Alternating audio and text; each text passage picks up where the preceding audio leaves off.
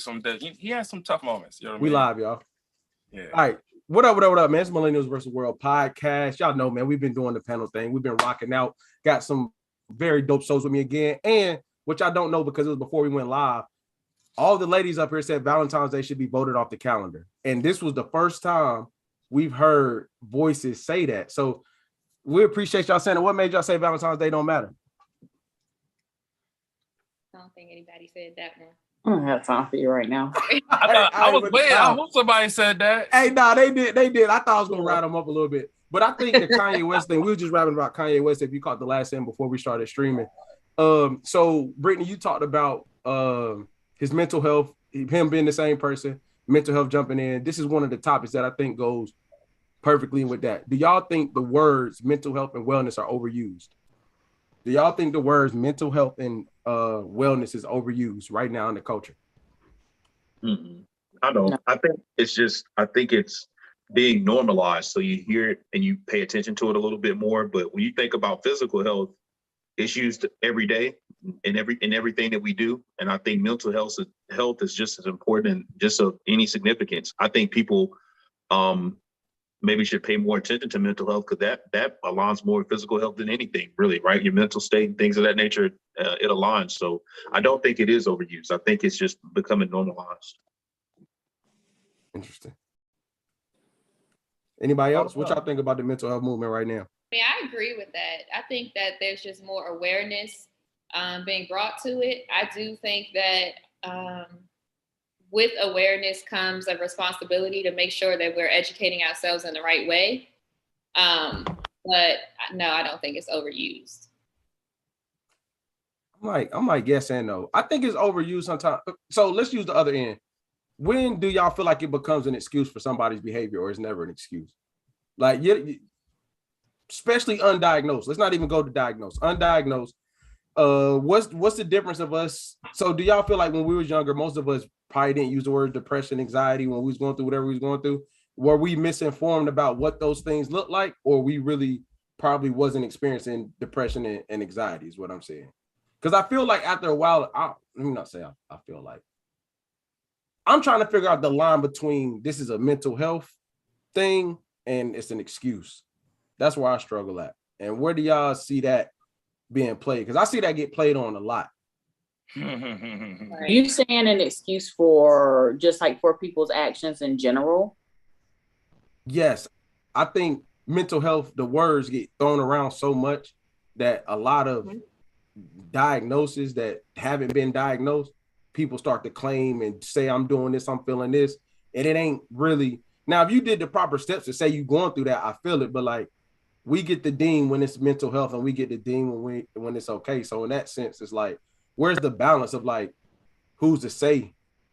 Like, do you understand what I'm saying? Like, if we've never been diagnosed with depression, how do we truly know what depression is? Or if we've never been in a super anxious, well, anxiety is kind of, I ain't gonna say kind of easy, but like calling people narcissists, saying people gaslighting, like all these things that we've never known. I feel like everybody became professionals in the past year about it. Yeah.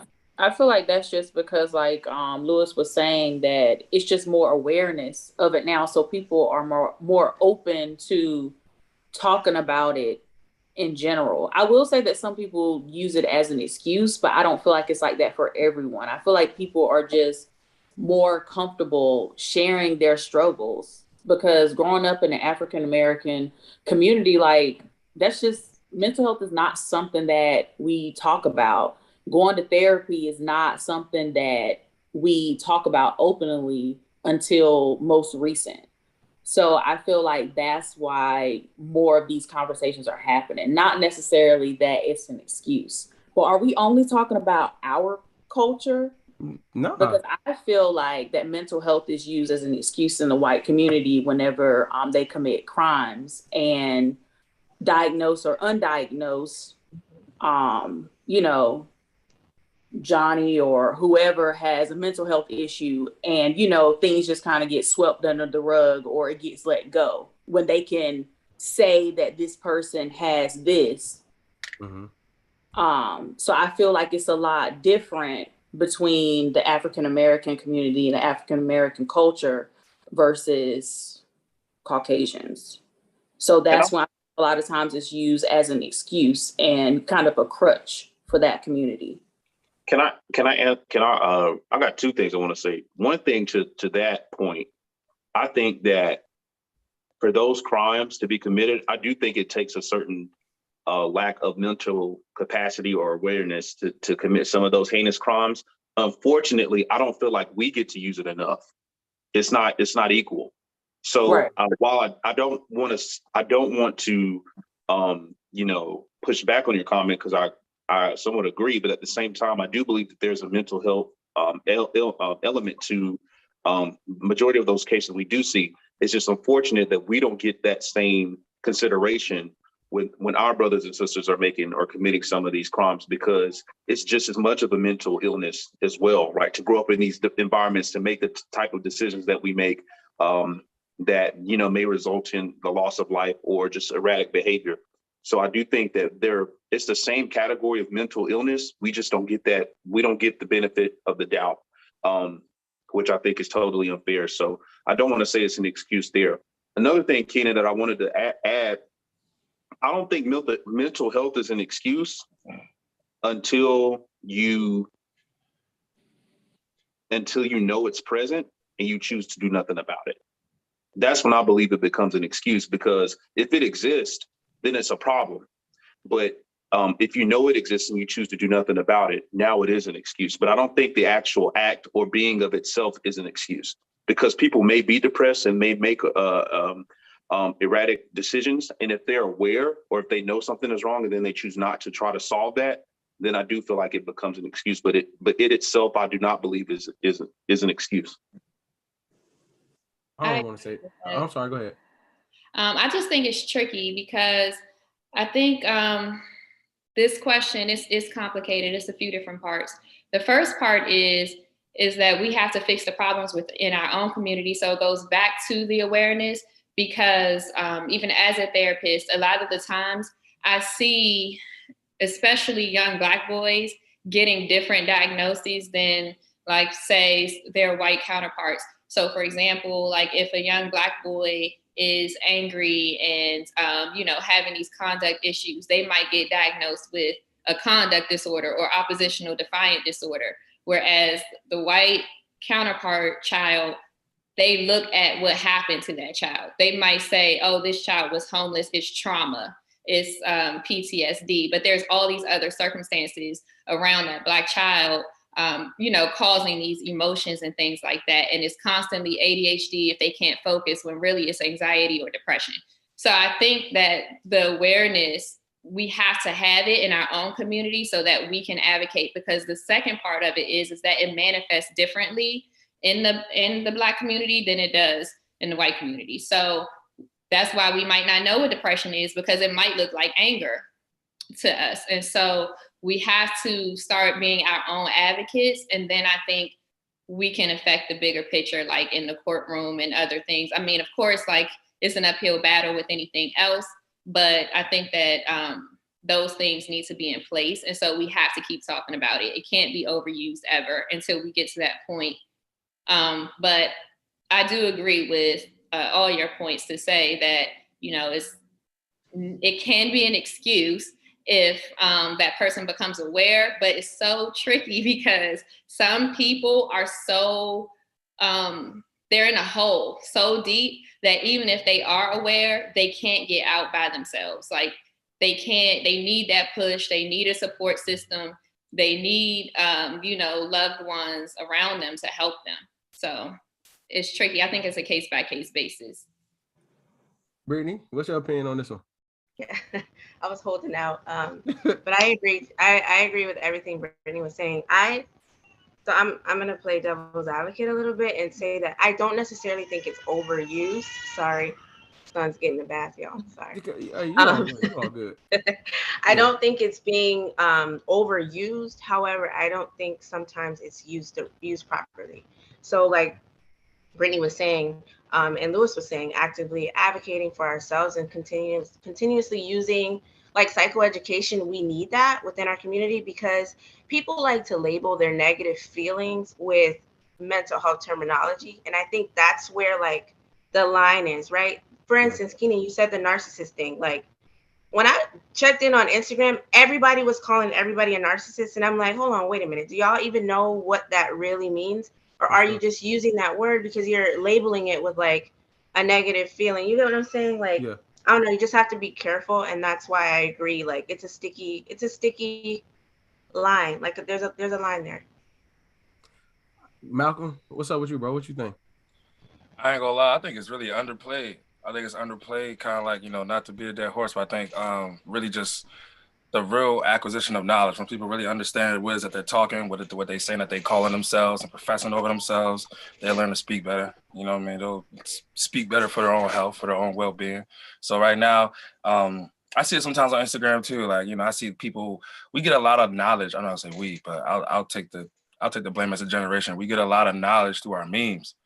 And I feel like that's just such a disconnect to try to grasp a lesson in like a sentence, and like we just be reposting the same thing all the time. You know what I mean? It's just spewage. A lot of times people just be repeating the same thing. You know what I mean? So they be like, my narcissist. They be like, all right, y'all, okay. I think lack of, to that point, even not in the short sense, it's like lack of credible information tied in with like information overload. You know what I'm saying? And then it's like you got so many angles coming at you. Like, for instance, this happened to me literally like 30 minutes ago.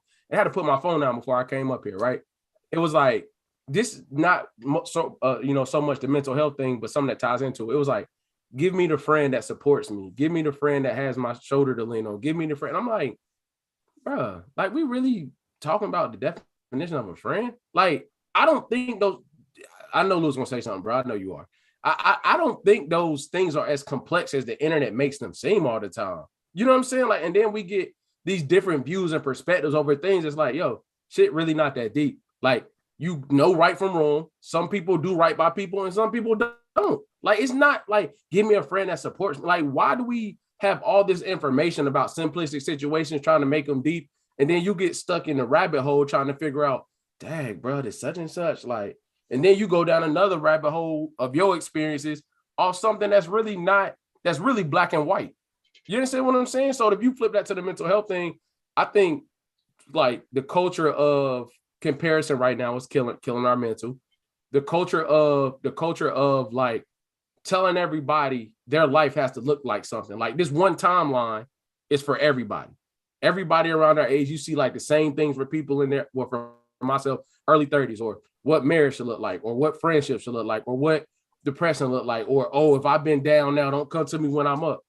But like, it's relative, but in the very same note, it's like everything has to be a divisive notion around what others have done and why they did it.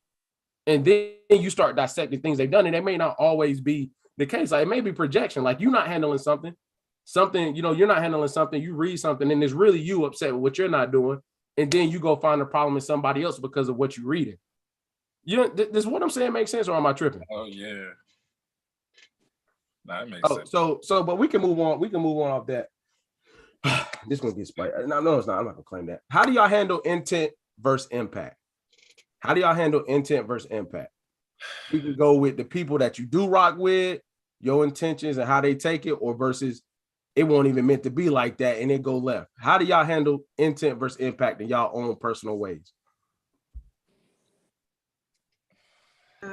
I'll jump in and say, like, I think delivery is everything, right? So you can have a good intention and it can impact somebody differently. Like the outcome just, it didn't hit how it's supposed to hit. But your delivery is, or how you brought it to somebody, can really change the system. So here's my thing. People like to think that it kind of defines who you are. Like your intent or your intent kind of defines who you are, but really it doesn't. It's to me, in my opinion, let me say that. In my opinion, I feel like the impact of it doesn't necessarily mean that you're this type of person. I'm not going to categorize you as this type of person because you might have had good intentions. It just, your delivery was wrong. So I like to give people the benefit of the doubt. I'll go ahead and give you that. Let's run this back. This is how this made me feel. So let's run it back and let's do it again. Everybody or the people you care about get that run back? I think I'd hand it out to everybody because I don't like to judge people. I like to, like I said, give people the benefit of the doubt. Now, if I know that you're intentionally doing something to cause harm, that's something totally different. But if you meant well and it just didn't come off that way, let's run it back. Let's try this again. Respect. Oh, that's nice of you. I think it's twofold. I think you have to think about how you communicate the words, but also how that person is, especially if it's somebody that you know, right? Because sometimes our thinking can be a little bit distorted. And if like you know that you're talking to somebody that will get offended based on your word choice, even though you might be able to say one thing to me that you can't say, to your close friend. You get what I'm saying? Because you know that maybe this person can take it and that person can't necessarily take it. And so at that point, that's when I think it becomes complicated because you're constantly kind of like walking on eggshells or censoring what you have to say because you're thinking about how, each person is. So I think it does take extra time to do, but that's really what I do. But I will say sometimes for me, because I just had a recent situation where I communicated something to one of my friends in a way that I knew that that person was not going to receive it because I had communicated it and covering it up previously. And so that was my intention to communicate it that way, and they were offended by it that way, but I felt that it was best for them. So, and they know what my intentions are. So I just think it's tricky. Because you want, especially the people that are close to you, you want them to understand these concepts so badly that sometimes that communication can go out the window. All right, Princess, Marcus L, Lewis. We talked about this before. I think intentions are only important to the individual. Right, like intentions doesn't matter to anyone else but yourself, right? Because, like when you were talking about your friend, Brittany, it's like the message is what's important, right? So for me, intent is really minimal. I think it's whatever it is that we're trying to communicate takes the most. But how do you handle that though when the person impacted didn't take it the way you intended though? Like I get intent versus impact, but like how do you handle that? I internalize it and it makes me figure out a better way to communicate. It makes me go in my bag and figure out, different ways and methods to communicate with people. Because I said what I said, I meant what I said, right? But now I have to maybe figure out a way to maybe get them to understand it. And sometimes I really don't do all that. I said what I said. I'm sorry it offended you, but it wasn't my intent. I know you don't care about it. You don't care about what my intentions are. You're just hurt, right? But I meant what I said. So intentions only matter to me. I don't feel like they matter so much to the other individual. This might sound immature. This might sound immature of me, but I feel like this may just be me. Like I really truly feel like if I gotta if my intentions gotta be questioned, I feel like, what up, Jay? If my intentions gotta be questioned, like, bro, I feel like we're not that cool. Like if I'm locked in with you, you can be offended. Don't get me wrong, but I think what brings it back down to earth to me is like, even if I was the one that got offended and it was somebody I rock with, I would say like, I took it this way, but I know, hold on, bro. Like we better than that. Let me see what's going on.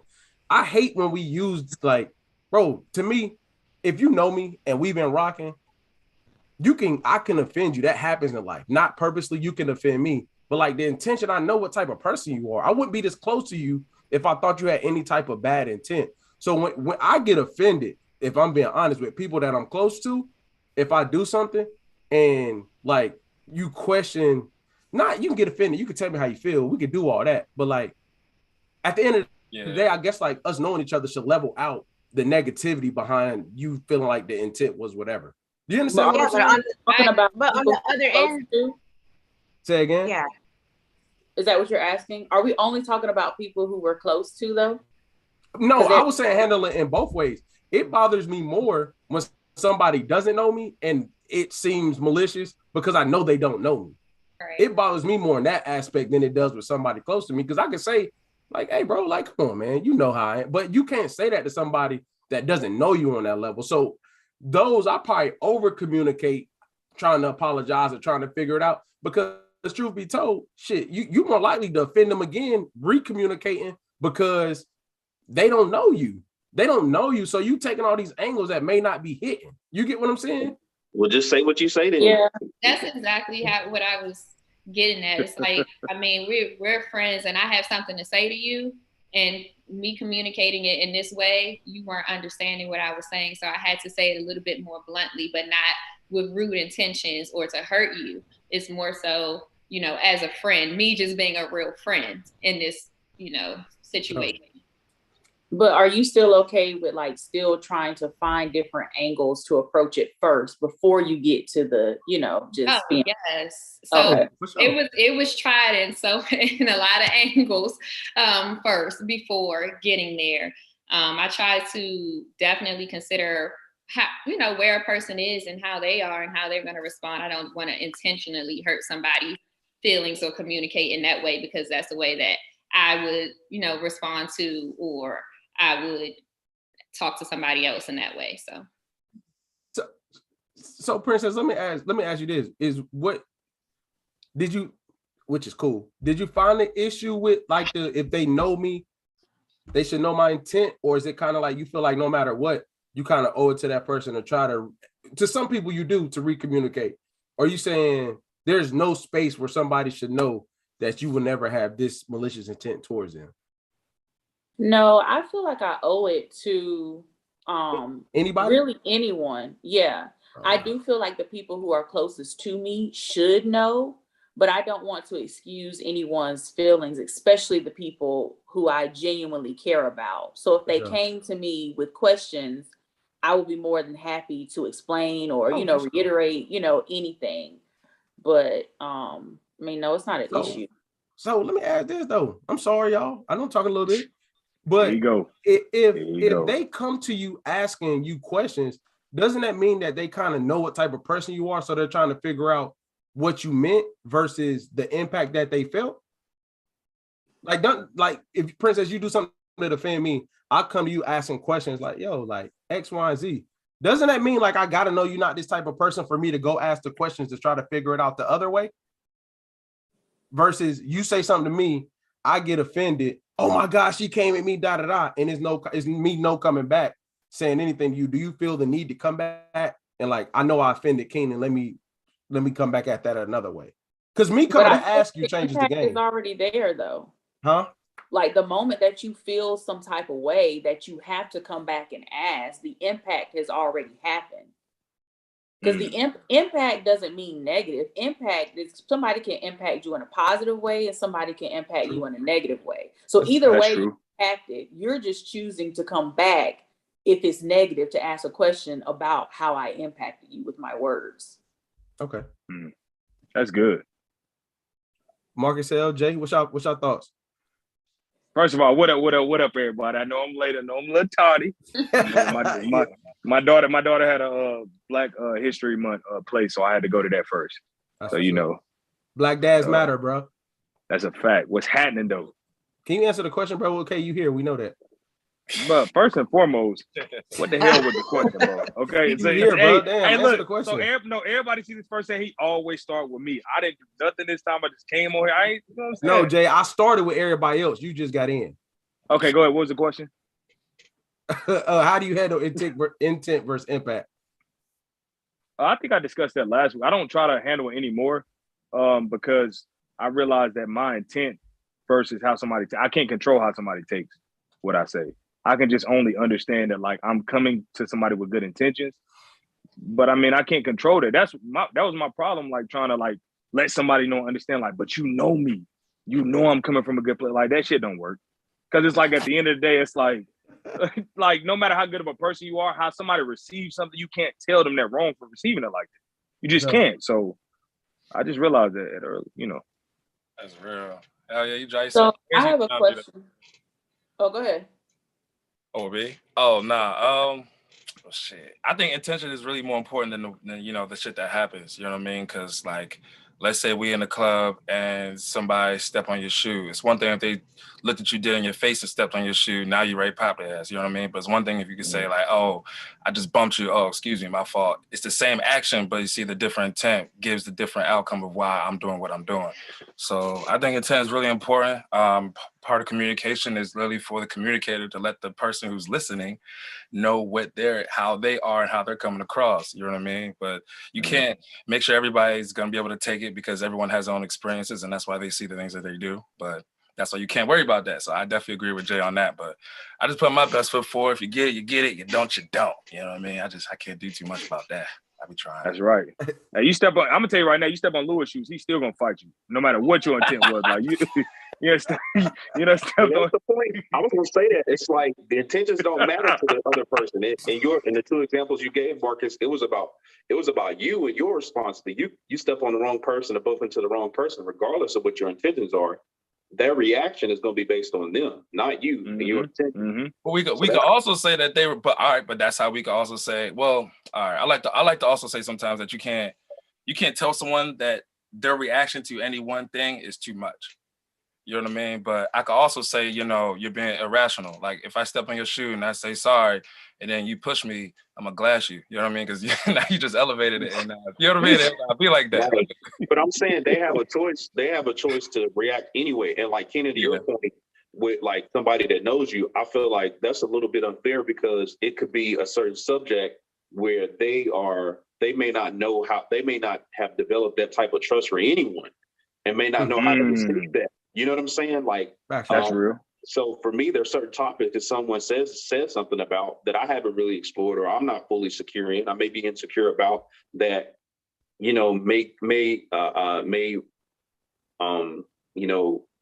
may challenge you. And as well as I may know you, it may challenge you. It has less to do with me knowing you and more so to do with me and my issues. Right. Respect. Princess, I know you was about to ask a question. Oh, you forgot? I forgot. Probably. What's next important? All right, so the next one we got is, and I think this is going to be some interesting answer. So somebody asked, what's more important? Do titles matter more than position? And the examples they gave were like, does the title of wife matter more than the position that they hold in your life? Meaning that people get married to say they're married, but it's not really important. Or does the title at jobs mean more than the actual money you make, the position you hold, things of that nature? Does the title of, best friend mean more than what that person actually means to you in real life? So do y'all believe which one matters more, titles or position? Position for sure. Nobody care about no title, man. Titles. I don't know, but you speaking personally for yourself or right now in the culture? Say that one more time. I'm speaking for myself. For yourself or right now in the culture? Myself, the culture in general, a blanket statement, your position matters. Like titles is cool, titles is nice, titles is how you explain where you stand to other people. You know what I mean? But the position is really what matters. Where you start in someone's life, how you move and how they operate with you, the camaraderie, the environment, that's more important, the position. Because you can have a title as a husband, but then be a shitty ass husband. So it's like more so the position to me benefits them. Like if you like hold that weight and uphold that, like, you know what, I'm gonna be a stand-up individual. I'm gonna make sure she's taken care of. Like I'm gonna make sure I handle my business. To me, that means more to that person than if you just having a title, oh, this is my husband or this is my wife. Like, so I think more so the position holds more weight to me than the title. So Jay, clarifying question. Are you saying that if I'm not your husband, but I treat you really nice, that's more important than that? Morally, I'm saying the position. Yeah, I was just saying husband and wife, just throwing it out there. No matter what the position, no matter what it is, boyfriend, girlfriend, like we friends, whatever, the position that you hold in somebody's life, I think that's more impactful than having a title, because like a title is just, I mean, it is what it is, just a title. In the culture, I disagree with that. I think people care more about being a wife or a husband than they do about how they treat people or what they actually do with that person. Definitely do. Yeah. But you're basing it from the culture, not our personal experience, right? No, I'm just saying you can answer it both ways. You can answer it both ways. Okay, yeah, I was answering it from like my personal.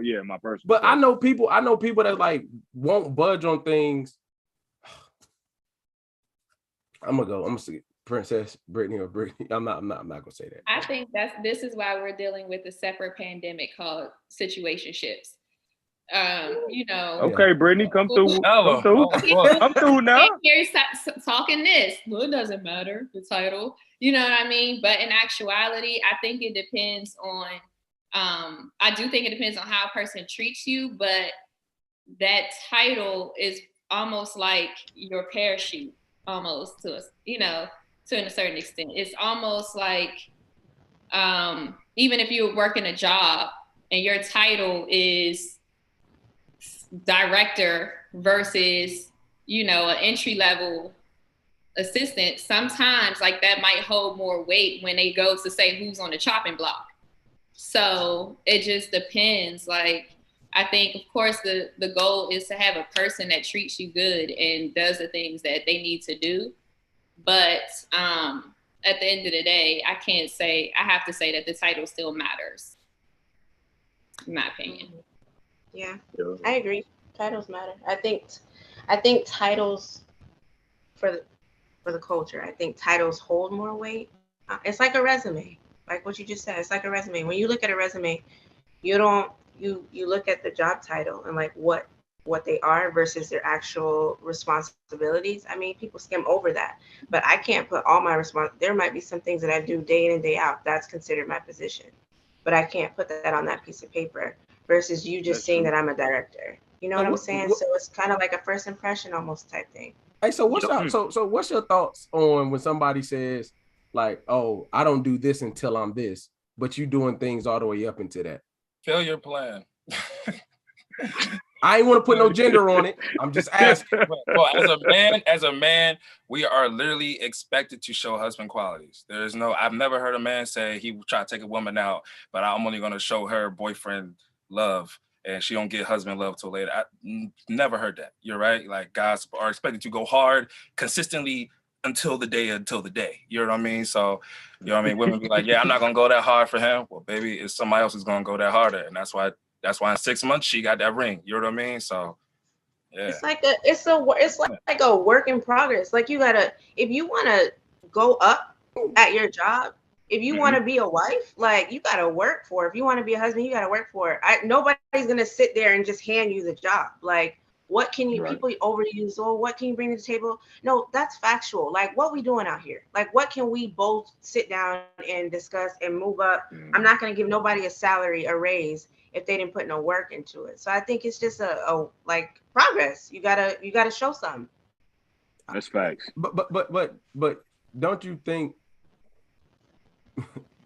in that scenario, women control that narrative though of effort between the two?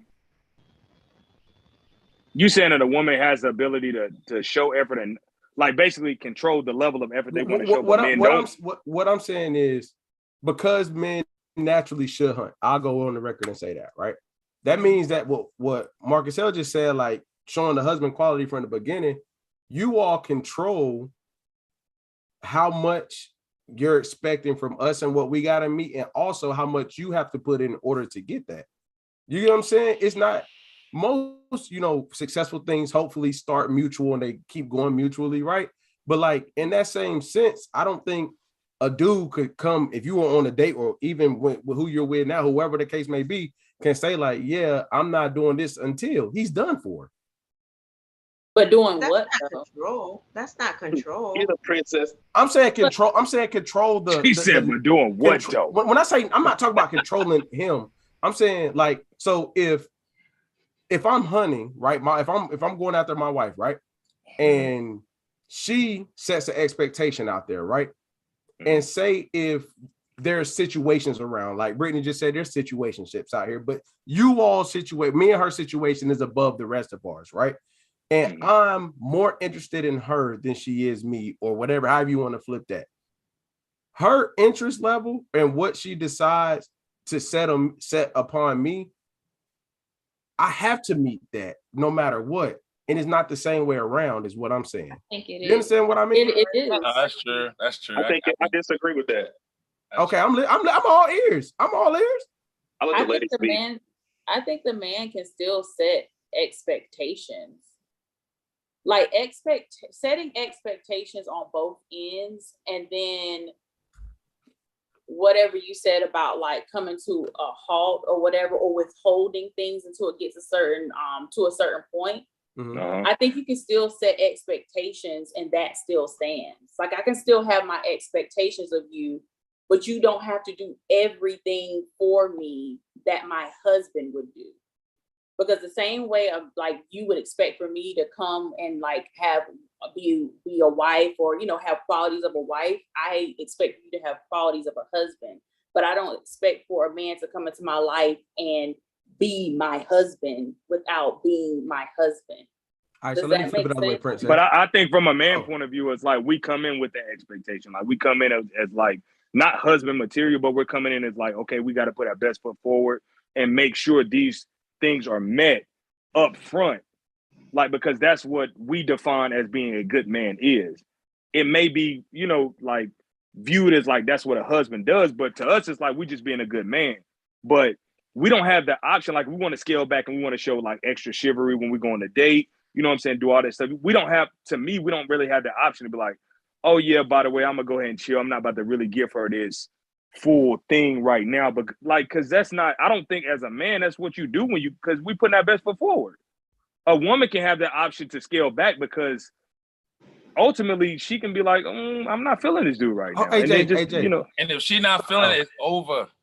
But I got a question though. I want to flip I ain't it gonna the say way. it's over. I'm not gonna say it's nagging, over. harassing, I'm not gonna say I'm not gonna say it's over. I'm gonna flip it the other way. I want to flip it the other way, Princess. Say you meet a guy, right? Y'all dating, everything is good. You're interested, right? And he comes to you about something that he feels like you're not meeting of his expectation. How would you take that? Depends on what it is. Only thing that he could do is tell me, and then I'll tell you if like I'm gonna change it or not. Or not. Like I'm not saying if you would or change not. It. You see but how what that I'm you saying, got a little what I'm saying like is, but he has the same option though. So exactly. I think what we're missing it. This is where I think we're missing it, yo. And like times have changed, but ultimately here's the thing. We have more control over that situation than we think, because at the end of the day, who officially makes the decision on whether we get married or not? We do. So, Louis, we make if that you choice, think that's we have more power in that than you presenting it. We make that choice traditionally. I get that, Louis, and I don't disagree with that at all. I absolutely feel like that. But what I'm saying is, even if you use your personal situation, if I use mine, whatever the case may be, a kid made my choice. I can't. I'm just being honest. You said what? A kid made my choice. Oh, okay. But this is get out of here, man. Get the fuck out of here, bro. Man, I hate him, bro. Hey, Louis, go ahead. I hate him. Hey, go ahead, man. Go ahead. Being honest, man. But what I'm saying though, bro, I get that part. Which honestly, when we get to the control part, there's ways whether it's gonna be admitted tonight or not. There's ways for pressure to be applied. It's not actual pressure. I'm gonna leave that there. But back to what I was saying in that situation with Princess, what I'm saying is, do you feel like with the position thing, you will feel it's normal for a man to critique a woman and put his expectation out there, how natural it is for men to be critiqued on how they treat women or how they are? Princess, I'm asking you. I'm thinking. You know what I'm saying? I feel like Brittany, am I tripping? Please let me know y'all opinion. Do y'all understand what I'm saying? Because I can't see none of y'all. If y'all like it, a dude come critiquing you about what he feels like maybe you should not in the we like it depends on what it is. I don't believe that. That's the part I don't believe. At the beginning, if it's not, we know we like each other, we know we working towards something, we know we're building, that line of communication opens up a lot more. But if it's give an example. All right, how about I got an example. Tell me if I'm right, Keenan. He got an example. Marcus, what up, boy? I remember this. I remember this like it was yesterday. I went out. I had a woman I was seeing. She stayed in, you know what I'm saying, tough part of the Bronx. Went to go up the street, grab a couple things, go back to the crib. Right? She was like, "Hey, is this too much to wear outside?" I said, "Well, for where we're going, yeah, but if that's what you feel like wearing, come on." And she's like, okay, come on. Comes outside, do what we gotta do. You know how guys are, man. We in New York, man. So yeah. So hey, shorty, what's up with that? Excuse me. I mean, get all that popping all this. Like, come on, man. Like, and it wasn't nothing. I know how to de-escalate, diffuse, stuff without having to go there. But then when she got back to the house, she was just like, I'm so sorry because we had this argument. Like a week, like a whole week earlier. Like, listen, you don't have to wear certain things to do certain things because that brings this brings attention. It would be easier for when in certain places to understand where and how you should be dressed. You know what I mean? And she didn't take it then, but it took actual something to happen. So let's say a man said, "Hey, princess, that's a really nice skirt right there, but we about to go see my mother. So I need you to throw something else on." You know what I mean? Would you feel some type of way like, nigga, who is you? Like, you had her all the way until you said mother. Say somebody else. Mother? Oh. That's a good say say mother-in-law. Yeah, all right, man. Don't make sense. I'm asking, but do you understand it? Was that kind of a good reason? Is that it? Yeah. All right, man. I don't know, Jay. I just want to hear one of their opinions. Y'all just getting all this think time, huh? I feel like you guys are saying women don't like criticism, but I think people don't like criticism. Yeah. I facts. believe that if two people are just dating and you criticize a man for what he's doing, his response is going to be like, okay, girl, he's going to feel away. I disagree. Women, if you criticize a woman, you gonna eat that. Yeah, man. You gonna eat that. You gonna eat that. If we being real up here, because like I was with y'all, but like with the ladies, but Okay, I would say I don't think that example was really what we were talking about. But I think what he was saying, that he gave didn't really match what the statement was in the beginning.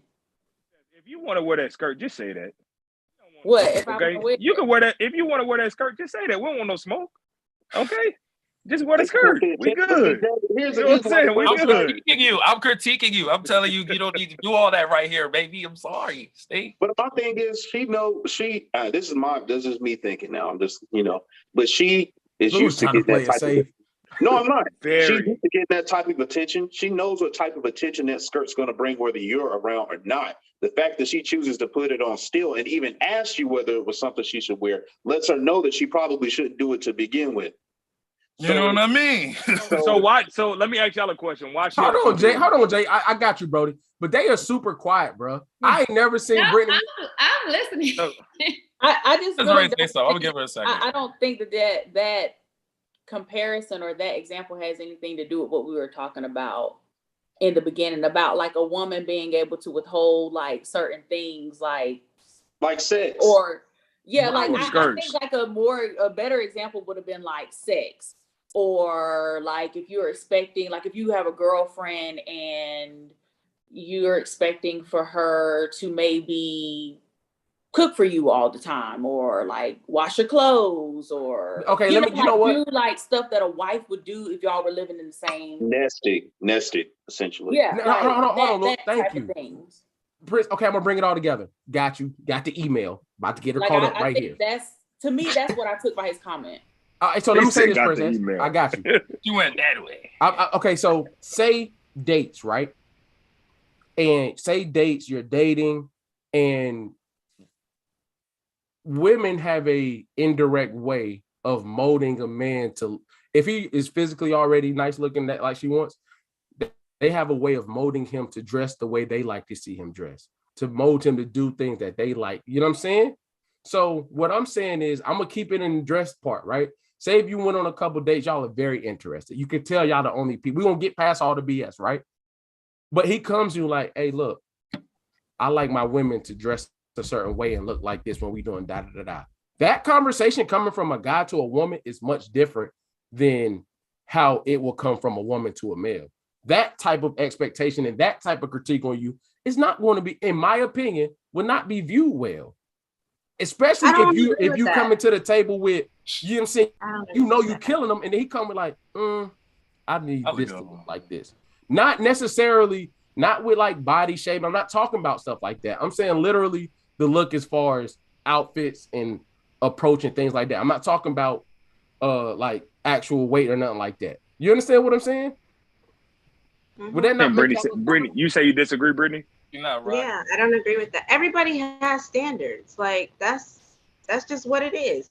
If you have a standard, if you want your woman to dress a certain way and she doesn't, as a woman and not a little girl sitting at the table, she should be able to be like, oh, okay, I hear you. Either I'm gonna do it or I'm not. Like either I'm for you or I'm not. That's just what it is. So if you're willing to make changes for people because of standards, I mean, it's the same with cooking. If I have if I don't want to cook, like I'm not cooking for you unless you're my husband, I ain't doing that. That's off the list, whatever. That's just who I am. Mm-hmm. If a dude come to me and be like, listen, I think you should do this because I don't see the quality there. I don't know if you can cook or not. I don't know if you're going to kill me. Well, I'm not doing it. So I'm not the person for you. That's just what it is. I feel like everybody has a standard of expectation. If it's not being met, then that's where you all need to realize if it's for you or if it's not. Okay, so all right. So I disagree, but I don't want to keep debating on the same thing, so I'm gonna let it go. Because I don't disagree with you having a standard expectation. I'm not saying that. I'm not disagreeing with the part when you was like at a woman as a man sitting at the table. I'm eliminating the part when you've already chosen each other. When you've chosen each other, the conversations are a lot different. But in order to get to that point, and you see potential in something, which everybody sees potential when they start dating, hanging out, and all that, right?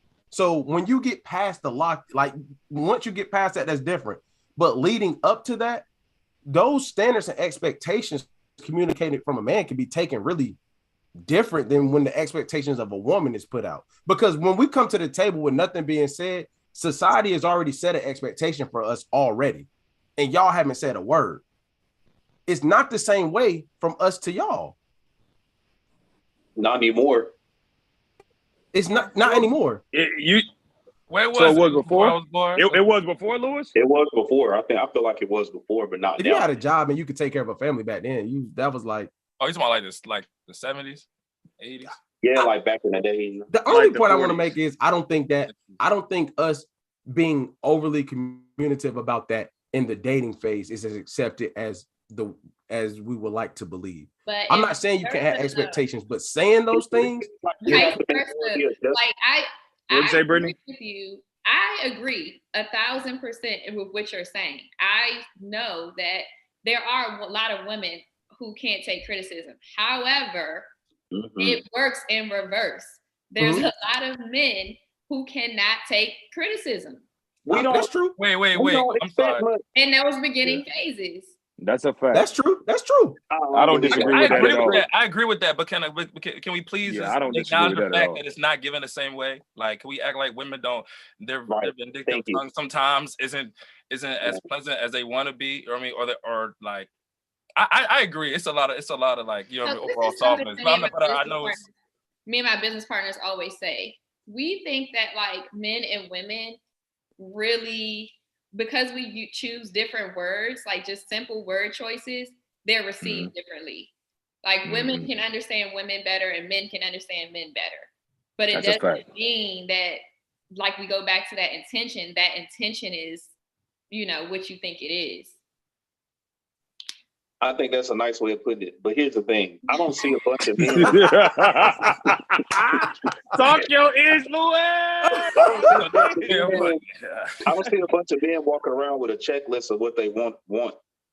What they want. Or what men, I don't. Or what a woman must have. You don't. I feel like we make more of the adjustments than the women do. I feel like we got.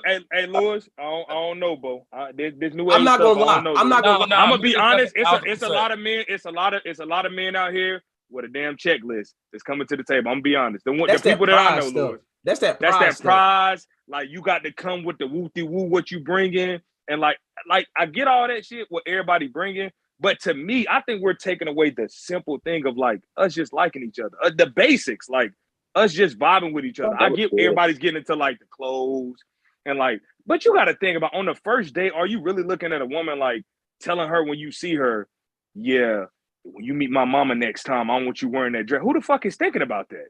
Like, nobody's thinking about that on the first date. You're thinking about but Jay, I think the thing. I'm sorry. Go ahead, Marcus. I'm sorry, bro. Say Marcus. I said, bro, you gotta put the idea out there. You gotta like manifest it. You gotta get the idea that the second date coming, third date, summer coming. Yeah, but Hey, baby, I guess how I'm looking at it, Marcus, I'm not thinking about second, third date. You meet my dudes. I'm not thinking about that on second, third date. I'm thinking about I got to get to know you to see what the hell going on because I don't even like we're just dating right now. Like I'm not thinking about you meeting my mom on the third date. Right. I agree. It's like Everybody different. People put a list together of all these things and they forget. How about actually liking the person?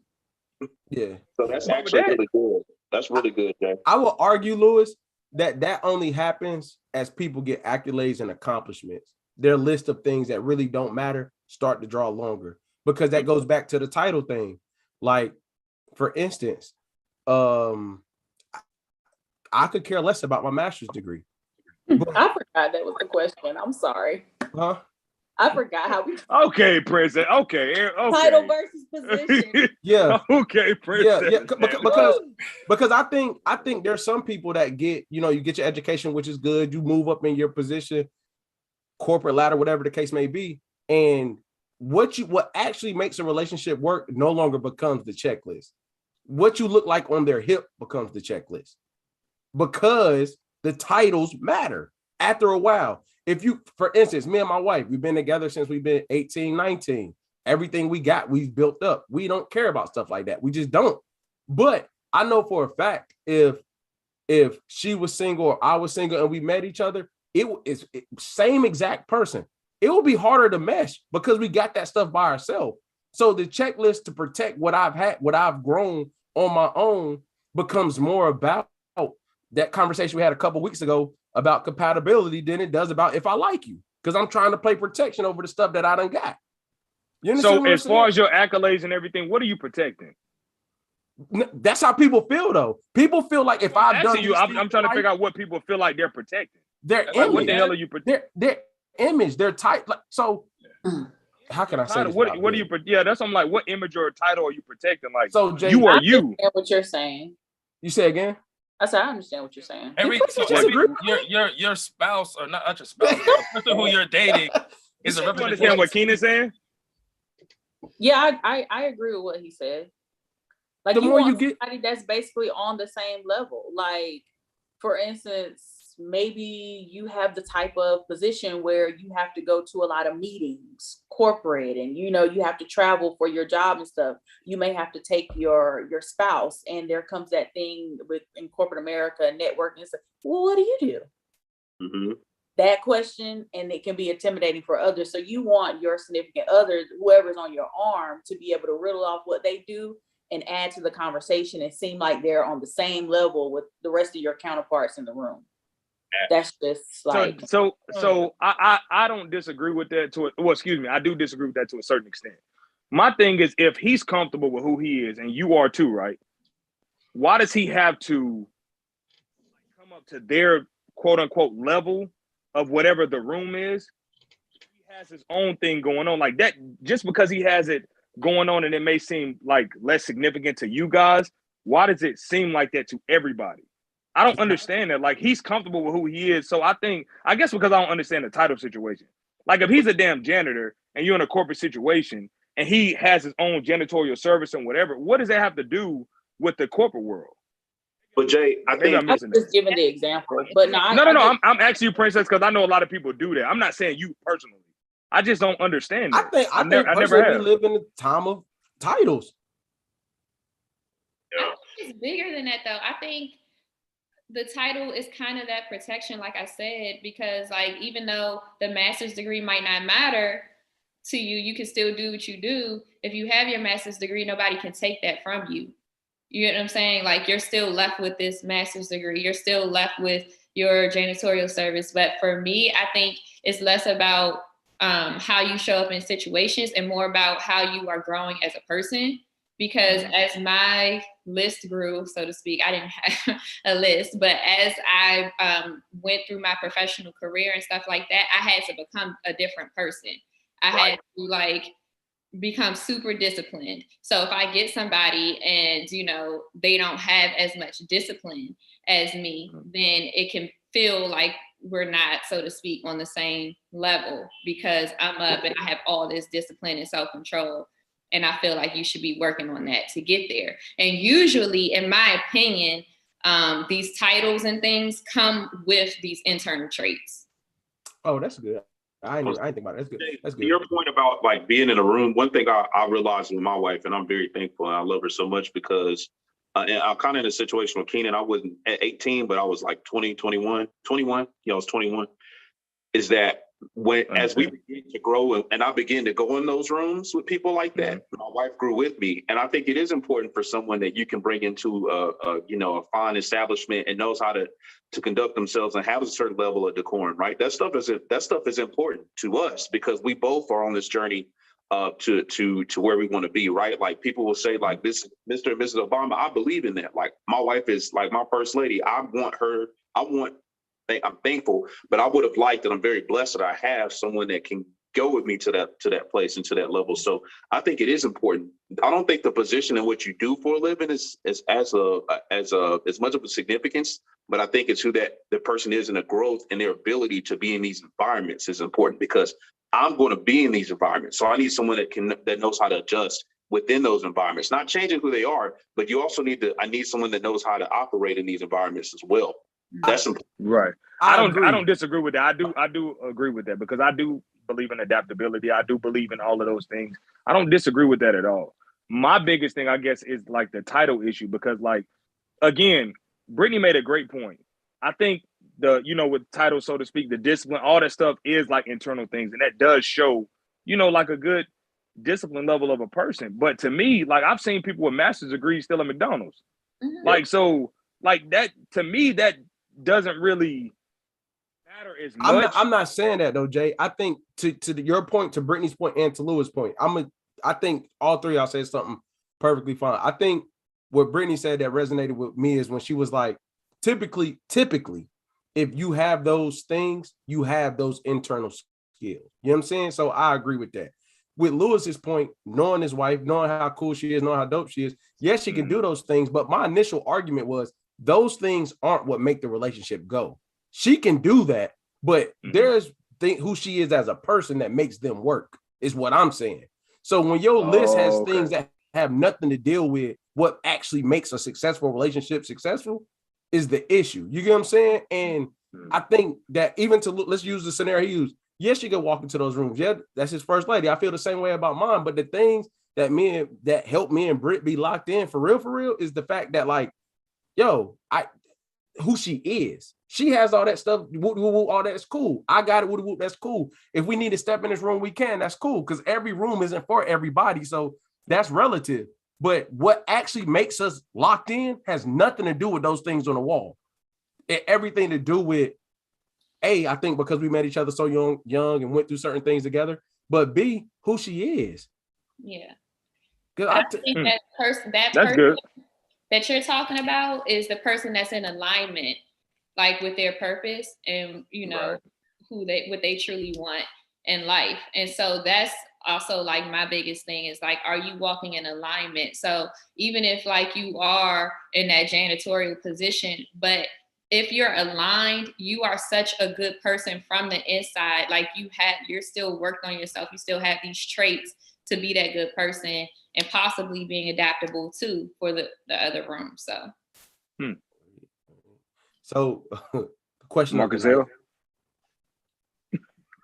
Oh, Marcus Hill, you want to said it? Yeah, no, y'all done said it. I was already damn. The question of the night: are women control freaks? I'm going mute.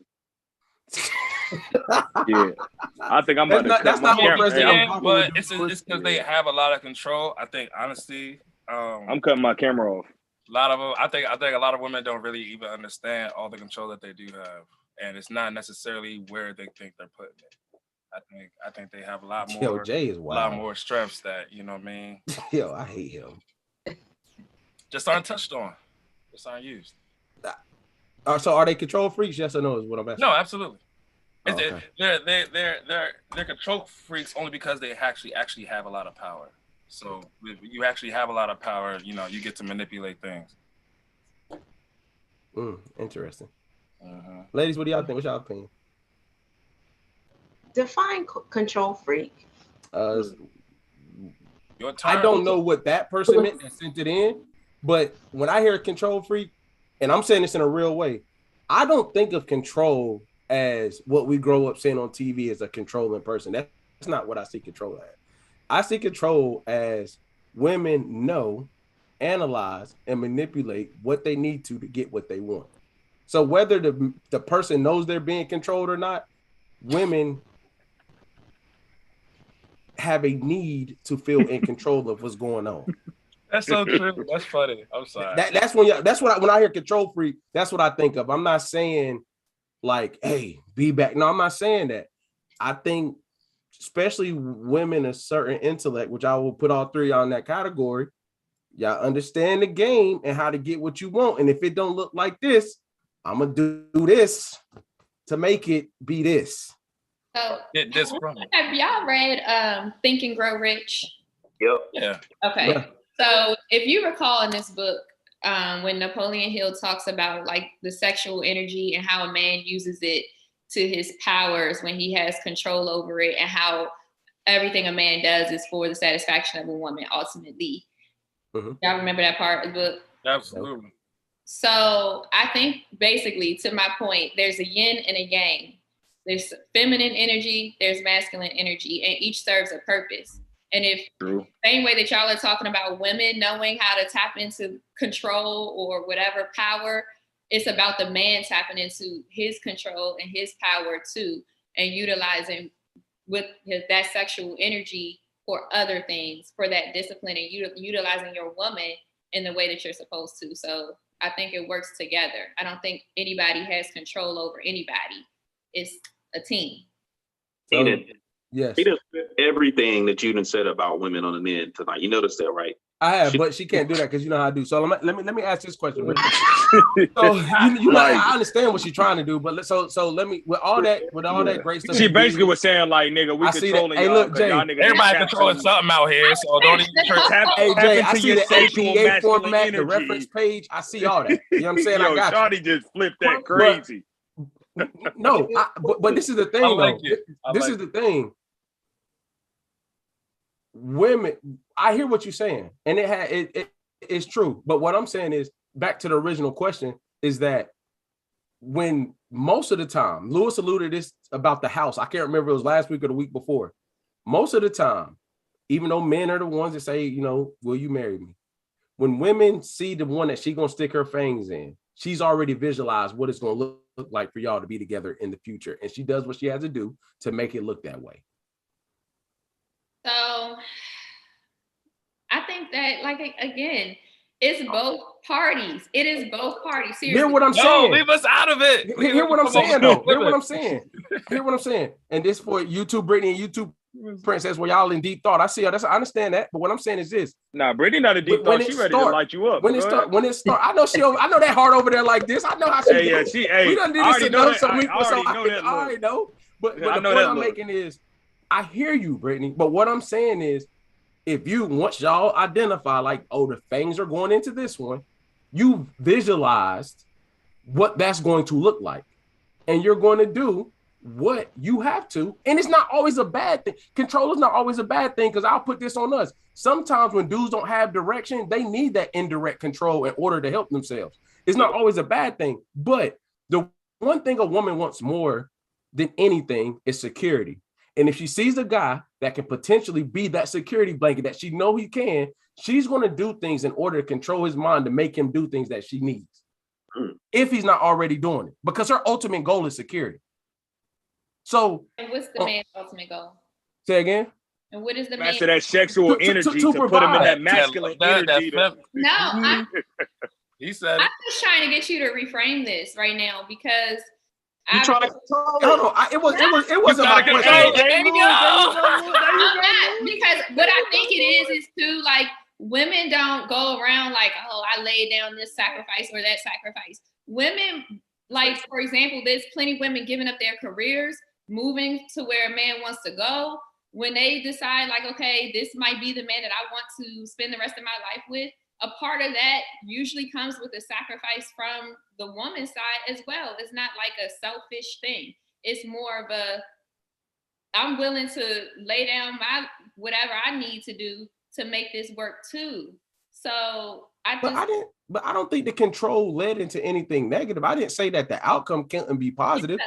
But I will say this: you saying a woman don't say that, break up with her, leave her. You gonna hear it all, everything that happened. Y'all got Facebook. She sacrificed, boy. She been with for so long.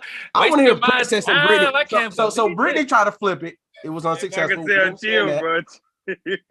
Princess, Brittany, what are y'all opinion? Are women control? And this was, for the record, this is not my question. I don't know what minute it is, but this wasn't my question. It was sent in. How do y'all feel about that?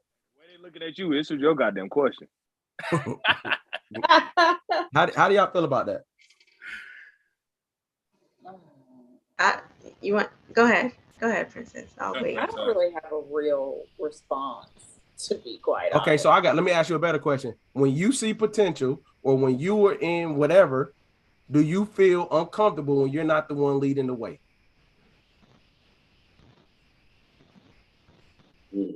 No. I don't. To lead the way. That's what I'm. It's not a matter of like, it's so when you say control freak, that's why I asked you that, because I don't think women necessarily have to lead the way or manipulate a situation to shape and mold what they want. I think I agree with Brittany in a sense where it's like it's a two-way street. We're not trying to control or paint the narrative. It's a matter of what, like, I hear what, and I agree with you too, King. Like, as you were talking, I'm like, wait a minute, he got a point. Because did you and Princess agree with me? That's why it took me, really? That's why it took me so long to answer. Because I'm listening to you. I'm like, you got a point. Like, we do kind of stick our fangs into something and be like, all right, security blanket, cool. I can kind of work with this. I can mold it just a little bit. Okay, so we got like 5% honesty. But that was 98% honesty. that was 98 tonight. You made me lose my train of thought. I'm sorry. You were saying let me say this. What's the great saying? Hey, come on. Hey, Keenan, stop trying to control the situation. Let her talk, bro. Okay, I got you, bro. What's the saying? Behind every great man, there's a what? Us. Okay, so what's behind every great woman? Tell me the saying that applies to that. And what does that saying imply? That we're not in control of why we got where we got, correct? And I'm not opposed to that. I know I wouldn't be where I'm at without my wife. I don't take that away. But the thing I'm saying is there's a difference when you understand who you are and when you see, I think we have an issue with the word control. I think people don't like the word control. Yeah, and there's a negative connotation to it. But that don't take away what it actually is, though. But what does that saying imply? Behind every great man, there's a great woman. What does that imply? That a woman helped you get wherever you are as a man. Because it could be, right? Did whatever you had to. She did whatever she had to do to get you here, and it's and 9 times out of 10 it's true. But make a woman feel insecure, and she's taking the steering wheel because it's all based in security. Her security. Oh, I don't. Lewis? I didn't hear you. What did you say? I'm sorry. Who? You. What did you say, Brittany? You said something. No. I said I hear you, but I don't. Like you're right, but you're wrong. Yeah, okay. Something's not sitting right. The word control. The word control. Yeah, it gotta be. Like making the other person doesn't want to do something, and the fact of the matter is like people and men especially do what they want to do. So can I ask you a question?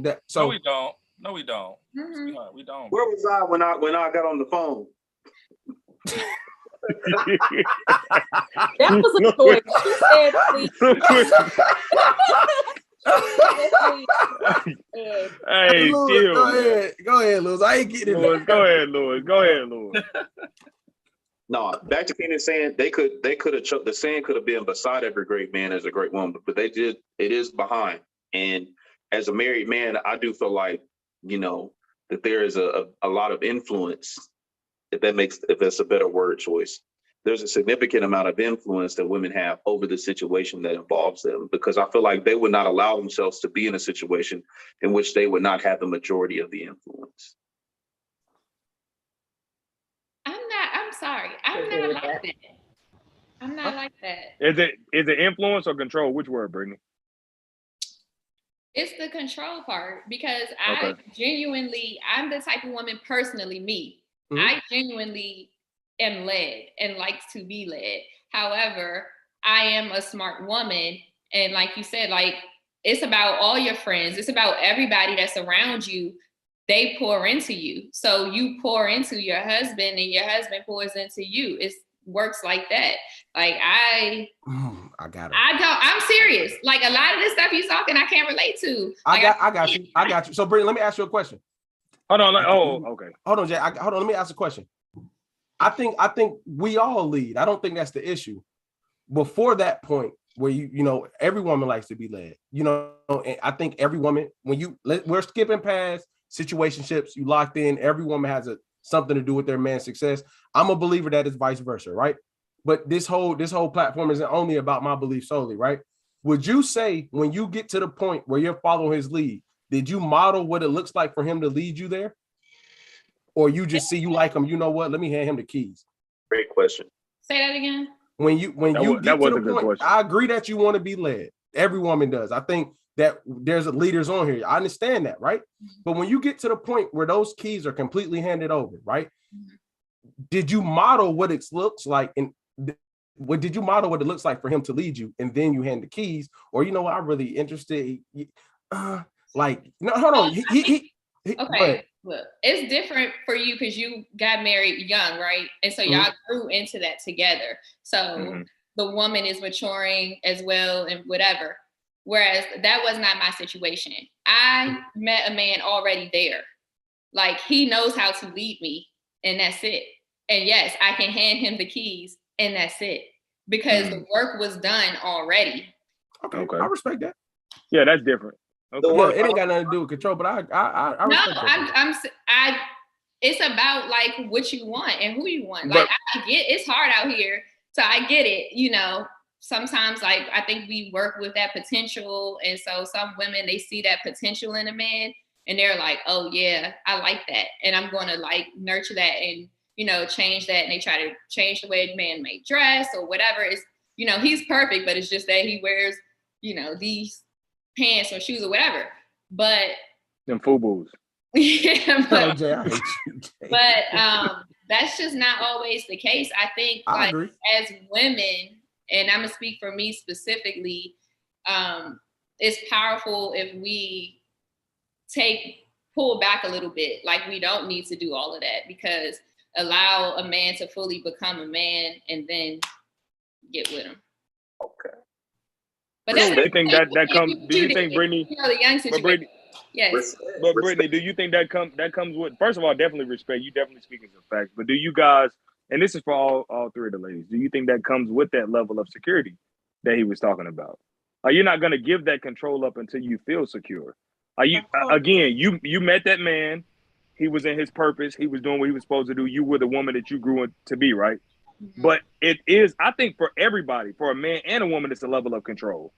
But I think it's easier for somebody to give that control up when they feel secure. So I think in your situation, it was easy for you to hand them keys over because you like, oh yeah, I'm gonna hand these keys over because I know we're gonna get to the destination. Versus handing them keys over, you like, oh yeah, I don't even know how this nigga drive. And control for us looks different. Like, I get bent. Let me speak for myself. I think if you feel like you're putting your family in a position that is a risk, that's when our control meter, and fellas, y'all can jump in whenever. If you feel like you're doing, if a decision has to be made, or there's going to be a rough season coming up, or a transition with a job, like, that's where we can feel the heat per se. When we know that our security blanket may get some holes poked because we're transitioning through something right now. That's where our control comes in. But I think it's the C word that throws y'all off. I think if they would have sent a different word than control, the conversation would be a little more open. Marcus said, my fault, bro. The definition, bro. I just wanted to tell y'all the definition of control. All right, since we're on the topic. Drop that knowledge, boy. Yeah, Drop that knowledge, boy. The definition of control is the power to influence or direct people's behavior or the course of events. Oh, once again, the definition. She said influence. So yes, the power to influence or direct anybody's behavior through the course of events. And everybody knows that men will do any and everything to secure a woman. Niggas will change their clothes, put on new cologne, do it all. So, man, yeah, y'all got that control freaks. All right. I haven't heard Princess say anything, bro. And I've never heard a segment where she hasn't. Hey, Keenan, because she's controlling her energy. Damn. I hate Jay, bro. All right, bro. I hate him. I think it really is the control freak thing that's really throwing me with this question. Respect. I think it's not even so much that like women are control freaks. I think maybe it's just like women don't necessarily realize how much influence or power that we have over the world, people, decisions, period. Like sometimes women just don't understand how influential and how powerful we are. Like we don't realize how much control we have. Yeah. But the term control freak, like I don't think that, like that's just, as a woman, that's something that I literally cannot control. As a woman, I am just powerful, period. Then as a Black woman, I'm even more powerful. Period. Sprinkle that on there. Okay. Like I'm not a control freak. I can't help that I just have that much influence. It's natural for women. So we are powerful. I don't disagree, Princess, but I think the thing which Brittany said earlier, if we were talking about entrepreneurship and we were talking about being our own boss, controlling our schedule, would it be viewed negatively? You said what? If we were talking about entrepreneurship right now, and the point of that is to be able to control your time, control your money, control what you do, and somebody said control freak in that instant, would it be viewed negatively? Yeah. So I think the issue is that I think the term control freak just has a negative connotation, period. Agree, but somebody sent that question. It's negative. I'm gonna say that one more time. Somebody else sent the question. Yes, somebody sent the question. Hey, my man clearing his name out here in these streets. Say again. I'm not saying it's you. I'm just saying like the term itself just has a negative connotation to it. So it does. I don't think it can. I think Brittany's situation, as you can look at mine or anybody else's, is unique. That on the cause personally, you know what I'm saying? Because I think I'll put myself out there because I know where I'm at now. I think I had all the ambition in the world, you know what I'm saying? But I lacked direction when I was younger. You know what I'm saying? And it wasn't, I think when you hear control freak, hey, look now, by 22, we gonna be, nah. But like I remember my first semester, them grades was looking, I had W's out, you know what I'm saying? Won't look in the best. And my wife now, girlfriend, then was like, hey, yo, and nowhere near dumb. Oh, I don't do stupid. I don't do dumb. You was on the verge. Nah, but the point I'm making is at 19, when I was prioritizing partying, being at A&T, doing everything under the sun, you feel me? Like we don't want to use the C word, but it was like, yo, I bang with you, but like I don't do this though. And then it got handed to me to do it. It was like that. We may not say it. It was like, you need to do this in order for it to be this. So why don't we take the control word out and just say they guide you? How about they guide you? Because that's what it is. Yeah. You can just understand and be okay. No, because I think that y'all are interchanging the word like control and support. No, I'm saying in his situation, his woman guided him to a bit. Like she didn't control him. So, like Brittany, let me say this. She got in your situation. I ain't talking about everybody else. No, Brittany, take guys out of it for a second. Doesn't want to be controlled. She said she didn't want to be with his slow ass is what she said. He got that shit together. But he controlled so what she did, right? She made the rule. He had to adhere. She controlled it. She literally said, "This is the catalyst." It's okay. I agree. So if we took men out of it, because the question wasn't do women control men? The question was, are women control freaks? Take men out of it. Do you in general feel like women have more direction than men? Have a better bird's eye view of what they want to do in general? Marcus read the direction, influence. Go ahead. No, because to what? Okay, think about it.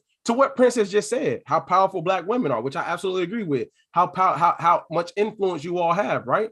Like if you take it out of the context of a relationship, you all are much better at controlling or much better at utilizing, influencing the cards you were dealt to get places. I don't think it's always negative the way we're taking it in this context. Now, with that being said, it goes back to the title joint that we was just talking about, right? Like, hey, if I'm this powerful, I know I have this influence, I've gotten myself here. Let me use the word show. I'm gonna show you how to get here, or it ain't gonna happen. Because truth be told, absolute respect to him, Brittany, that's not everybody's situation when you meet them later in life when you're already professional. So absolute respect to him. You know what I'm saying? But like most of us were still growing. Not saying you stopped growing, but most of us were in like, Guardians of the Galaxy, deep in the universe, trying to figure out what we really about to do type. You know what I'm saying? Because trenches. But I'll say this. So this is actually just a funny story because I work with kids primarily. So I was doing an exercise that required you to think like forward thinking. Did it with a girl. She was able to say, if I do this, then this will happen, then that will happen, then this, then that, then this. When you sit down, the little boys, they really struggle. It's like, if I do this, then this. Like they really struggle with thinking about those future plans and consequences and what are all the consequences of something that can happen. So I just think it's a difference between roles. Like it works together. We don't all need to have the same thing. That's the point of a team. Women need control. I'm trying to tell you. Hey, you know what's funny? I know from y'all. I'm gonna tell you right now, the fact of how quiet Brittany is, that's really her agreeing with me. That's really her agreeing. We done did this long enough for me to know that's really her low-key agreeing with me. Princess too. I'm about to say Princess quiet as hell. Lewis ain't turned on me, so I know he agree with me. He usually turned on me by this point.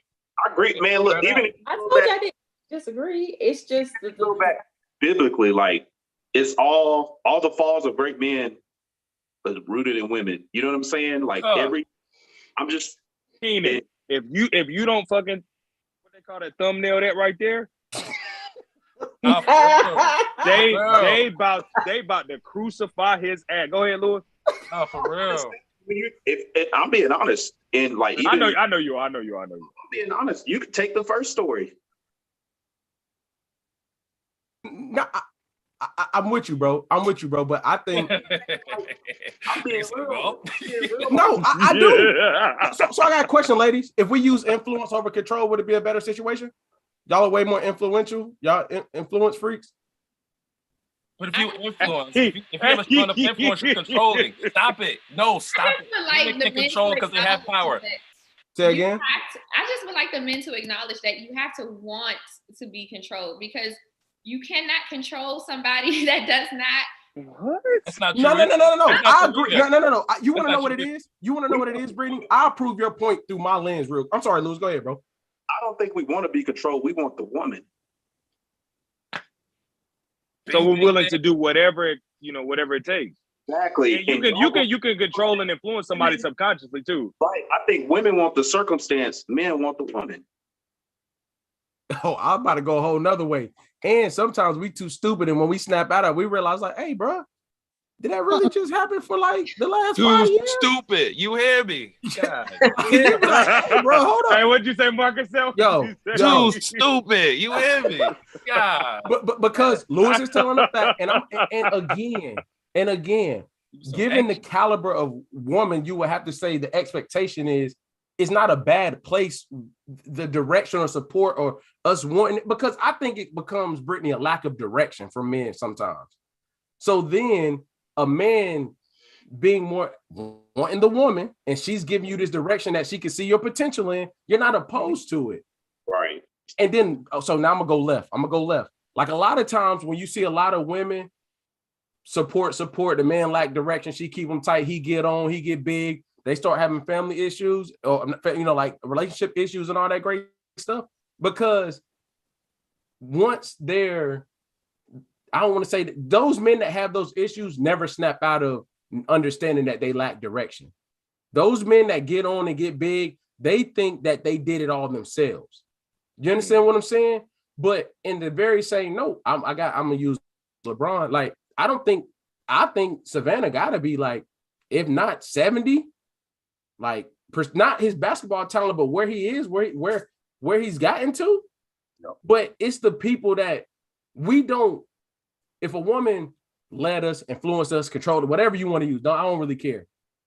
When we get there and we realize that it happened a certain way, we're mostly appreciative. It's like, damn, bet. Okay, I got you. And a dude that's a real one is going to reciprocate that by showing you, like, you've helped me get here. Now I got you. That's a fact. Men always do that shit. But the game changes when he get here and he like, oh no, I did it by myself. Like, nah, shorty, like, you know what I'm saying? That's when the game changed. To me. But any more control freak questions? I silenced Brittany for the first time in Millennials versus the World history. Brittany did not say more than that's good. Hey, Keenan, really, she trying not to fry your ass right now. She really trying to be calm. I'm waiting. She about to flame your boy. I just don't I don't like the word. That's to y'all point. I just don't like the word control freak. Like, it just doesn't, like I said earlier, like Princess said, the negative connotation with it, it just doesn't sit well with me. Influencing doesn't sit well with me. Like, all of that it's just negative. No matter how y'all try and twist and turn it, to me, that's like, oh, I'm supporting his ambition. I'm upholding him. I'm uplifting him. Those are like positive. When you say control freak, I'm not gonna agree. I don't want to be classified as a control freak because of that. Okay, I got you. Do y'all believe? Okay.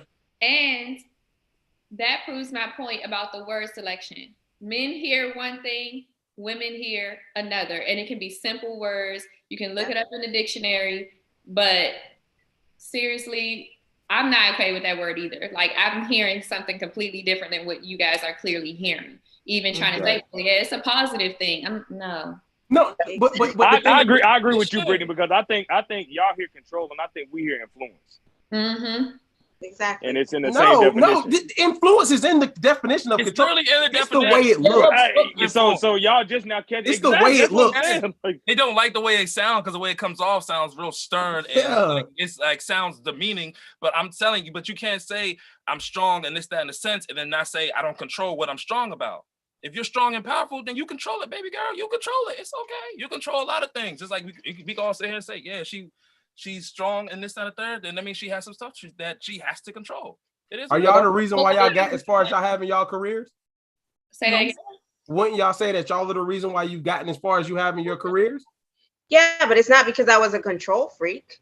Like, that's not the word that I would use to describe to where I got. Brittany, can we let the freak part go? Because that's the word. That's the question you asked. So no, I'm not letting it go. Okay, all right. I get that. I told you she was about to flame your ass. I told you. It's the freak gives the adjective that you're excessively in control, and control is already a negative connotation. So now you're saying you're already excessively over influence of somebody, and then you're freakishly over influencing somebody. So that's why they're not with it. I get you. It don't stop it from being. So can I ask y'all a question real quick? Okay, Marcus. Have y'all ever had to model? Not that he's treated you bad. We're no longer talking about the control thing. Have y'all ever had to model how you wanted to be treated? You weren't being treated bad, but there were some changes that you wanted to be made. So you had to model to him how you would like to be treated or how you would like things to go in certain realms. Ladies, that was a question for you all. Not saying you were being treated bad. What I'm saying is there were certain changes and you had to model and show what you would like for those changes to be. This has nothing to do with control. I'm going to just use it's another word that I think we're going to disagree on, but I would say that men wouldn't mind saying this. It's not control, I promise you. And I'm not trying to set y'all up. I feel like this is a setup. It's not. I promise you. I promise you. Precious. Wait, no, promise you. You know his intent. You know his intent, right? It's not. It's not. I promise you. I put it on everything I love. It's not. But are y'all telling me y'all have never had to model certain things of how you wanted to be treated? Not that you were being treated bad, but things change here. Even if it's certain things you want to happen, you had to model what that looked like, huh? I said yeah. So, Brittany. My younger years, yeah, but Okay, respect. I agree. Brittany. Yes. So back to the thing, I think a lot of men would say, a lot of hey Lewis, you crazy. A lot of men are okay with saying like, hey, yo, Alex, she trained me on how to be this way. But when I ain't train you, nah, that ain't. But dudes is like, bro, it is what it is. You showed me this. You trained me to do these certain things. I'm cool with that. But the train word is a lot more harsh than model, but it's no different. So in the same aspect of, does that go back to I'm not even. I'm not going into control. Nope. I told them No. so I'm really not trying to be funny when I say this. They're trying to make me go back on my word. I'm not doing that. No. I'm really just trying to tie this into, because does that go back to what Brittany was saying though? Brittany M, as far as word selection is? No, that's why I said it. That's why I said it. Like, you all have modeled what you wanted to be treated like done to you. And a dude like, oh yes, train me. You get trained. Oh, she trained me on that. Or, oh, okay, yeah. A dude to say that. You so saying like that word, like we don't care about shit like that. Like, you know, oh, okay. So right, exactly. But also to that point, men model how they want to be treated too to women. Like, that's just how you want to be treated in your relationship. That doesn't mean that he controls. So, hey, Brittany, would you allow a guy to say he trained you, or he? no, influence me. Hey, Brittany, boy, she go. I'm telling you, man, she got that reverse Uno card. Do you see what I'm saying though? Like, I agree we do it, but we're not. But we have no issue in the terminology meaning what it means. Mm-hmm. but to me, that doesn't mean the same thing to me. So all right. So what does it mean, Brittany? It doesn't. It doesn't. Modeling and training, so like. All right. So when somebody trains for a job, what do they do? When you're training for a job, you're working at it to get to where you're essentially, they're showing you how to do something, but it's a process. It's an excessive process, just like a control freak is excessively controlling versus modeling. I'm gonna show you one time. This is what I got. This is what I like. Whatever. I'm gonna show you the model of the I don't know, something in a relationship that I like, and I expect you to pick up on that and then show me that and give that back to me. I'm not training you. Why? Because you're not a dog. I'm not about to sit here and show you what I need over a long period of time. That's where, I mean, this is why I agree 100% with Brittany when she talks about word selection, because even those two words to me, it's the negative connotations there. They just don't sit well. I wouldn't use those words. I'm sorry, y'all. Marcus said, I see you got your hand raised on Zoom. Oh Go my ahead. It's not negative. And you can model it a Wait. million times. Just because you model it one time don't mean it's a model versus training. So if I model it twice, now it's training. No, like, it's a nice way to put it. You gotta be okay with the definition of word. We gotta get back to the definition of words, not what they feel like, because how they feel versus how they feel, it's all subjectory. And that obviously will just be all over the place. Like, we gotta just get back to what it means. It's okay. You trained him. He did not know how to put the toilet seat down, and you trained him to put the toilet seat down. You didn't guide him. You trained him. You said, "Look, you come out this bathroom again, and that thing's up. I'm gonna be on your ass." He started putting the toilet seat down. There's a purpose for synonyms, man. It's necessary. Do not use synonyms, and we'll all be happy. That's just how I feel. Prince said, "What is y'all views on the model and training thing that Brittany just spoke on?" I mean, I liked the analogy that you gave, and I mean, I agree with you. Hey, you keep thinking that I don't agree with you. No, I agreed. Do I need to do some clipping tonight of the past? You said what? Do I need to do some clipping of the past panels, bro? To, like, you know what I'm saying? I mean, I see where Brittany is coming from. Brittany don't like words. She don't like the way it sounds. Yeah, it is harsh. But I will say that a woman has like the capability of training a man. It sounds better when you say model, but yeah, and vice versa. But I mean, it just sounds harsh, but I understand your point. And you don't want to talk about control, but that's the same point with control and influence. But but the only thing I'm gonna save myself, I was agreeing with Brittany about how men use words and women use words. Right. I just think that in the sense of the way, see, I think that it goes back to the Lewis thing the other couple weeks ago. It's like, never mind, we ain't go down there. We're gonna be on that all day.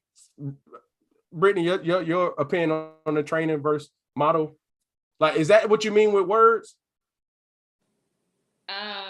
I genuinely mean like some words might hurt a woman's feelings versus how a man might receive something that a woman says might hurt his feelings. But I think okay.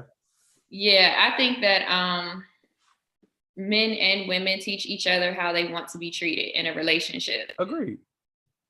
So, but I wasn't arguing that. What I'm saying is, if you were to tell, never mind. It's all right. I ain't gonna. Yeah, I agree. I agree. Both of these things are reciprocation. The thing I disagree on is that if a man was to say what happened, he will say what happened, and a woman needs to make it sound like that point, because at the end of the day, would a man feel, or do you think that men feel resentment? Like if a woman was to stand up and be like, yeah, I trained you. Yeah, my man, he does the dishes now. He does this. I trained him. I made him this basketball star. If they was to stand up and talk like that, you would resent the woman. Nah, I mean, you can't. I mean, I'm not gonna personalize that because in that speech, you're taking everything away from the person who did the work. So in that speech, I mean, it's natural because what you're saying is like, of course. That's what y'all are doing. Y'all are taking. In a sense, because what he was saying is with the woman that is accomplished. What you're saying is like without the woman, you wouldn't have got there, and it's kind of like. No, but we're saying the same thing because you guys are saying like, this is, I did the work, but I was just being controlled. She's still saying. I controlled you. It's the same thing. Lewis, what's your opinion, bro? I ain't got that, dog. All right, last one. Hey, Lewis bowed out. All right, so gracefully. Yeah, he did. Respectfully. The last one for the night. You said, have you all ever been the center or reason why something did not work out? Have you all been the reason or the center why? I don't know if they're saying in a simple context. I would assume maybe in a past relationship, in a business relationship, or just accountability is what I got from it. But that's what they say. Have we all ever been the center or the reason why something didn't work out? Everybody's the reason why something didn't work out. The only problem is some people don't realize what part they played that why it didn't work out. I hate the fact that sometimes we be so quick to say like, oh, it's because that person did something. All right, well, what did you have a part? It's two people in it. You know what I mean? I do often say that a lot of times, when marriages go bad, a lot of times it's the work of the husband. But it's like, if we just talking about broad scaling, like it's the reason why the shit went bad.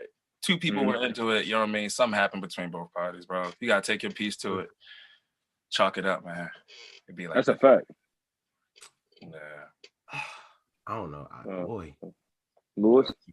Yeah, I think absolutely. I mean, Keenan see me in some of those situations. I think that that's my guy, man. We've been through the wall. I'm gonna hold you down, baby. That's my guy. I got you, bro. Hey, I think as I got older, I learned to take accountability because I realized some of my behaviors were tied to things that I hadn't dealt with, and I kept repeating those same actions, which therefore led to the demise of those relationships in a way that was less than applicable. So 100%. Interesting. That's what's up, bro. I got a piece I'm gonna say on accountability after everybody. I know I've been talking about tonight. There you go ahead, bro. We waiting. Nah, bro. I will wait. Go ahead, Jay. Brittany, Princess. What about y'all? Have you ever been the center or the reason why something? And I guess it could be hindsight 2020 or something, recent, whatever the case may be. If something's gone bad, yeah, I agree with what Marcel was saying. Accountability, ultimately leads to growth. Like if you don't hold yourself accountable for something, then you can't grow as a person. So I think we've all been, like he was saying, the reason why something turned sour, in terms of just looking at self, looking at the situation and where did self kind of fit in. Was I the sole purpose of why it went bad? No, that was probably him or the situation. She said accountability. That's him. That's when we talking about relationships. Hey, Brittany, yo, she Control the definitely narrative, records, Brittany. yo. She's a savage. Control the narrative, Steak. I'm with you. It was his fault. You can't hear his story. It's his fault. Hey, was I the cause? No. But we talking about no. Yo, you a savage. You are a savage for that. Jay, Princess, or Brittany? I love it. Definitely for me, I think God just wasn't done with me yet. Like I had growing to do. But I'm a strong believer that everything has that purpose. You know, I wouldn't be where I am today at the level of awareness and, you know, the level of which I do take accountability, because it's hard to get there. And you will keep making the same mistakes unless you just ultimately hold up the mirror and do the work on yourself. For sure. I do think we've all been there. For sure. I've definitely been there. I think this is I learned this via therapy, but I put the end part on it. I think accountability can kind of become toxic in a sense with somebody that's like overly accountable. You know what I'm saying? Like, I think I realize in a lot. So yes, I have. I agree that we've all been there. But I think in certain situations, I was so gung-ho and I would say things like, nah, it's my fault because I should have never. But the thing I did wasn't really bad or wrong. But I held myself accountable because I feel like I was smart enough. I should have been smarter to put myself in that position. But in reality, that person really just did some grimy shit. But I didn't know that before. You know, I didn't think they would do that. But when they did it, I'll be like, nah, bro, like I should have never such and such. But in reality, I think I did correct and they did something grimy, but I would throw it back on myself. So it kind of like eliminated their accountability in a sense. Because it's like I should have never have done it. And I think that caused a lot of doors to stay open from my past because I never like, nah, you know what? That was dirty. That was grimy. And you should X, Y, and Z. I think the hard part about what we're talking about now is like what Brittany said, what Lewis said, what everybody, what Malcolm said. Like, I think a lot of times we have a hard time.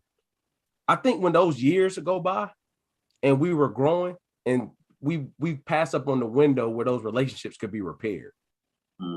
And like it keep going. You learn, oh, hindsight 2020, I was still growing, but you can't go back to that place and have that conversation because honestly, you're not that person no more. When you heal from it and you forgive or you do whatever, it's hard to become that person in that space again when you've done the work on yourself sometimes. You know what I mean? So I think accountability can get kind of choppy, for lack of a better term. Or am I tripping on that? I think you're tripping. Why you say that? Because I think that it becomes an issue when you do the self-loathing part, but you can always examine like what's the lesson or the blessing in this thing that happened. You can always like that's that self-awareness piece. But so the problem isn't you taking accountability. The problem is you staying there and loathing on it. You know what I mean? And not taking the proper actions to move forward from it. Agreed. Absolutely. That's why I think those relationships did suffer because I stayed in that place of blaming myself instead of being like, but now that I've grown through it and understood exactly what you said, I don't feel like those things could be fixed. But I think that the monkey wrench is in some of those situations, that action wasn't the reason why it blew up. You see what I'm saying? So that's not accountability. That's like just distorted thinking. You weren't seeing it correctly. You weren't analyzing the situation correctly because of what level of growth you were at that time. But say that again. You just weren't analyzing the situation correctly. Your thinking was distorted because of the level of consciousness and awareness and your growth level at that time. So you just didn't analyze the situation correctly. It doesn't have anything to do with you taking your accountability, because when you take accountability, you can say like, you know what, you did me dirty. I could have seen that thing, but this is what I'm going to do moving forward. I'm going to put that in my mental, and I'm not going to deal with people who have these traits, or I'm going to keep them at a distance and watch them and let them prove themselves to me. Instead of, I'm loathing, it's my fault. It's a difference between accountability and self-blame and loathing. I agree. But I had to learn that was good. That was really good. So Right. I guess in my clarification, I'm sorry, go ahead, Lewis. I was just saying, just determining when the accountability starts. It starts once That was my issue. And I wholeheartedly agree. And that's where I was stuck at for probably the first 25, 26 years of my life, like not knowing that line. Because I'm gonna be real, bro. It's honesty is at an all-time low out here. I'm saying on friendship levels and family member levels, it's not what I don't think it should be as hard to be as forthcoming. But any final thoughts on that part? These niggas is scared. That's why they not being honest, man. Niggas is scared. Jerry's fine. Everybody's scared. Your mama, your families, everybody's scared because they're scared of reactions. They're scared how you gonna react. Some of them scared because they know how wrong they did you, and they don't want you to feel that mad against them because of what they did. Listen, just because how the world, the best lesson I had to teach myself, was understanding that because no matter what the world gives you, no matter how they give you, the truest part and the best part about you is the fact that you stay you. You know what I'm saying? So I don't care who lied to me or not. I don't lie to none of y'all because I ain't scared of nobody. You know what I'm saying? So we just gonna keep that. So you can only give out the energy you want to give back, man. You can teach some people some things you can't teach them, and they got to find out by themselves. Sure. I think adulting is just complicated, bro. Especially when you won't really. It's right because everybody expects adults to just kind of like not be children, but bro, we be some big ass kids with money. I don't do that. Big ass kids with money, do not play, bro. They're just older and now they can have kids. All right, and some of us think different, but age don't mean you actually get more mature. So that's why it's like, bro, they be some big ass kids out here for real. It's no difference. I absolutely agree. You too. We about to be out, and just remember that the ladies on here said that Valentine's Day no longer needs to be celebrated. Millennials